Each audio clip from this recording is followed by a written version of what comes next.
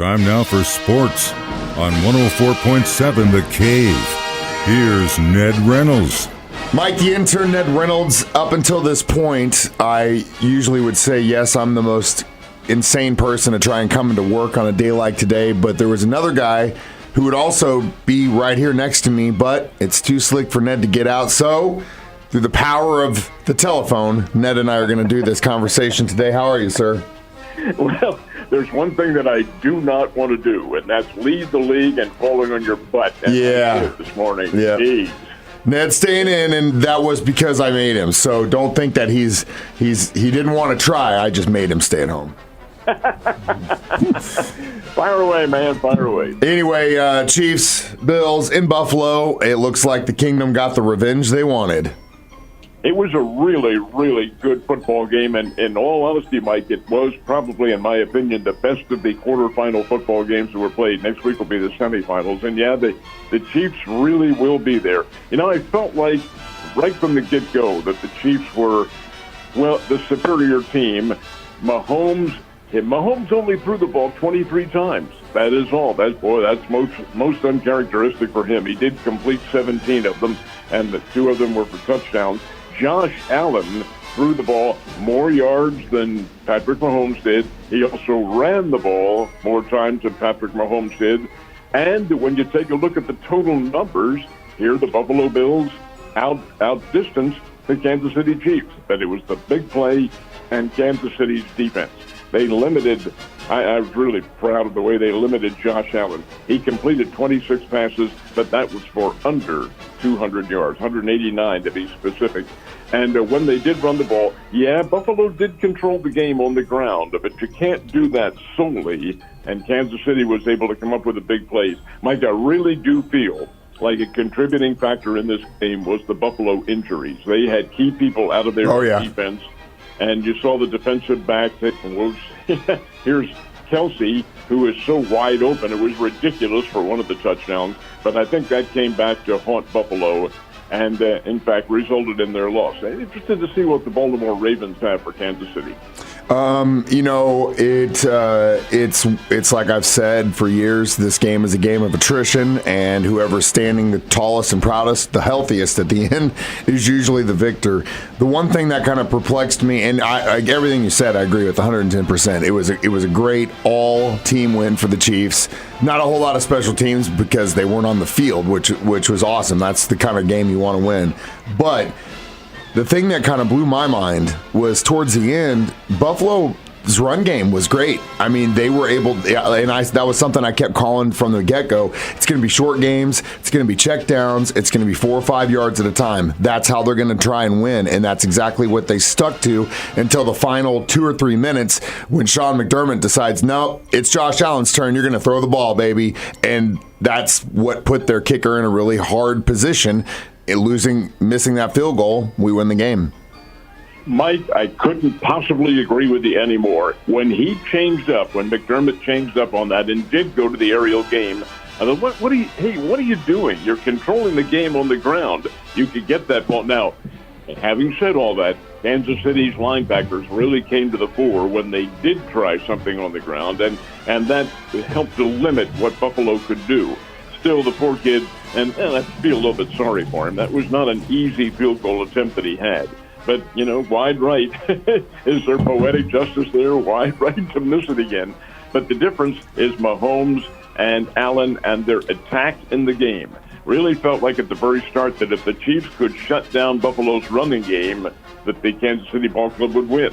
Well, they did not shut down the running game. Buffalo was able to amass any numbers of yards on the ground, and yet Kansas City still won it because they came up with the big plays and they had the mental attitude to get it done. And that's exactly what you need when you head to Baltimore next Sunday.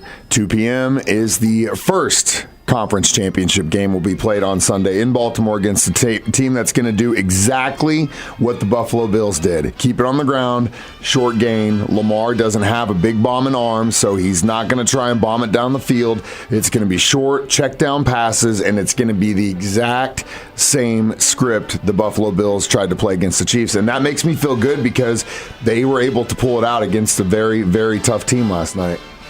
the one difference in Sunday's game coming up is that Baltimore probably will be a little bit more healthy than Buffalo was. And the Ravens, when they play defense, they can be awfully tough. And when they run, they've got that Gus Edwards back there who is really, really tough. This matches up as a very good football game. I agree 110%. As you can tell, my voice is slightly gone because of all the screaming. No, I don't apologize, Buffalo Bills fans that were at Coyotes last night. It is the way it goes, and we're headed to the AFC Championship game. Probably the most hated team in the country right now, and I love it. But the Kansas City Chiefs and Buffalo Bills game wasn't the only one played this weekend. We had a pretty damn good game in the NFC between the Buccaneers and Lions right before that one. What'd you think about that game? I thought the Buccaneers had a great chance to win it. And back to your previous word, wouldn't that make a great movie? Frozen? Never worked. Don't act like you've not watched that and you don't know the songs by heart, Ned. Come on. And anyway, Tampa Bay and Detroit. Detroit will play San Francisco. Detroit gets the win. And Detroit has a very good football team. The Chiefs know that. Heck, they opened the season with them, and Detroit won. Of course, that was then. This is now.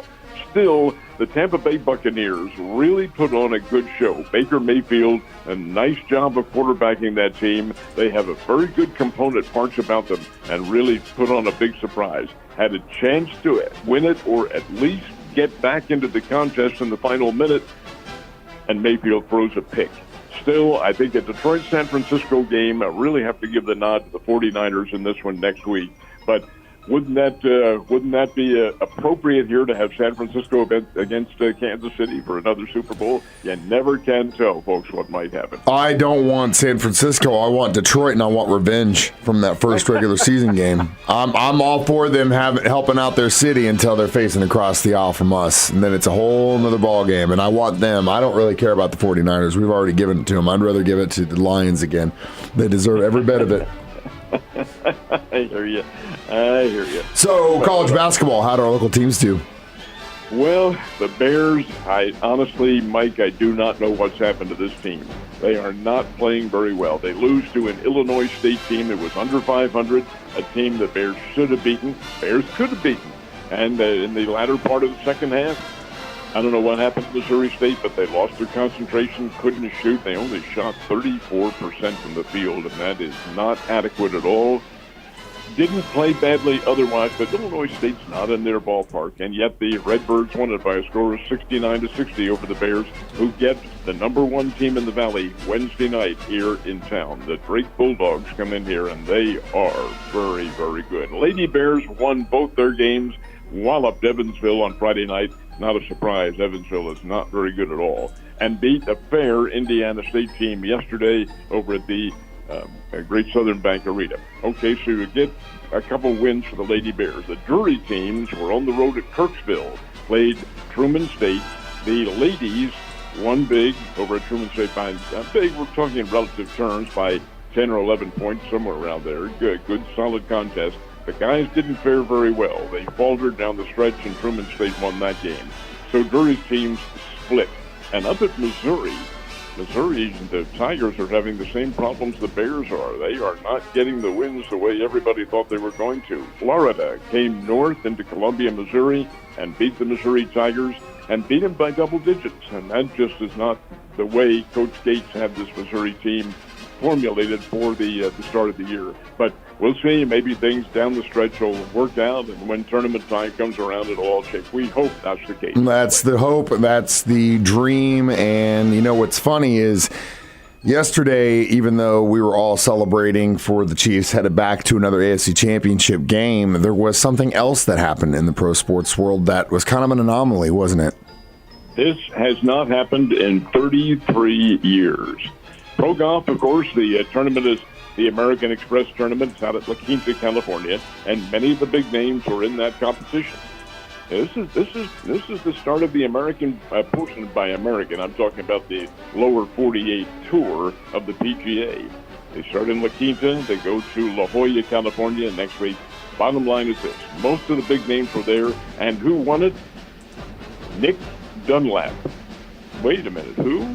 Nick Dunlap is an amateur. He is the first amateur to win a pro tournament in 33 years.